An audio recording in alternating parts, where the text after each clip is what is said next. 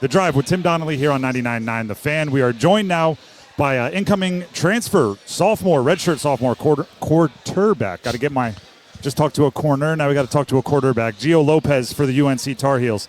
Gio, first of all, thank you very much for taking the time. A little bit of hype today. It feels like everybody's looking at Carolina with the new coach and the new quarterback walking through. Is it uncomfortable? Are you enjoying the spotlight? How does it feel? I don't really try to think too much about it. The spotlight, it comes with the territory. It's just cool to be here. I'm just thankful to be here, to be honest. Take us through the recruitment process, right? You hit the transfer portal from South Alabama. The stats last year, right? The rushing totals and everything probably made you a pretty attractive candidate on the transfer market. How did UNC get the commitment?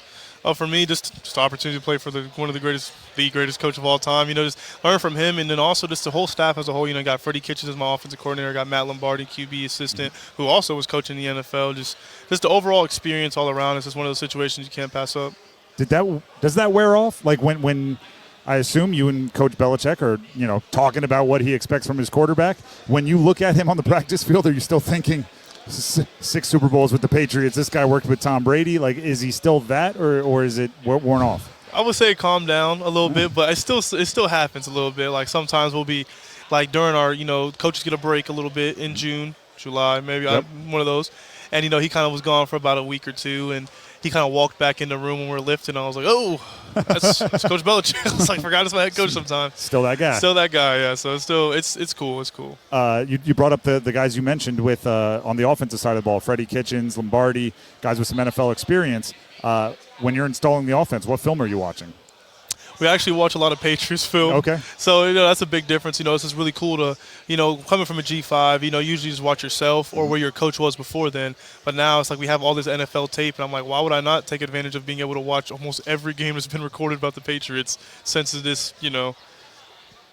catapult or whatever it's called now that we can watch. Is that daunting to watch Tom Brady and go, hey, this is what I want, like do it like him? Because obviously not just Bill Belichick, the greatest coach of all time, but Tom Brady, the greatest quarterback of all time. And then it's just like, just do it like he did.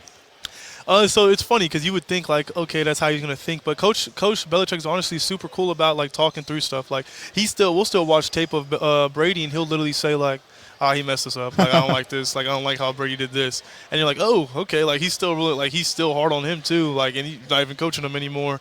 So from just from like operation standpoint, of course, watching Brady's like, man, like I want to operate like that, of course. But just learning from him, like I feel like I would say I'm a better runner than Brady was. So That's for fair. me, like I was like the way he stayed in the pocket or made some fast decisions or got the ball out fast. I'm like I can adapt and take that from. I take a lot of learning from that and like put that into my game. So just learning as much as I can from everybody. I mean, our wide receiver coach, Coach McGee, played at Oklahoma. So like just learning from everybody in the room is just never having too big of an ego to learn. I mean, why would I? Why would you? That's a great question. And the answer is, of course, you're going to keep learning, right? Gio Lopez, UNC redshirt sophomore quarterback, joining us here. Where does you're here, which is obviously a good sign, but where does the quarterback situation sit? Have you been told you're the guy, or are you still in that competition? Right now everyone's just competing. I feel like, of course, like you want to be the starter. Mm-hmm. That's what I came here for. Mm-hmm. But all in all, I'm just competing. Everyone's competing. Receivers are competing, running backs competing, defense competing, O-line's competing. There's just so many new faces. It's so hard for you to just throw out a 22-man depth chart. Because. Mm-hmm. You don't know yet. So this fall camp, you just compete and take it one day at a time and, just prove yourself. So many new guys. We were just talking with one of your defensive teammates, Will Hardy.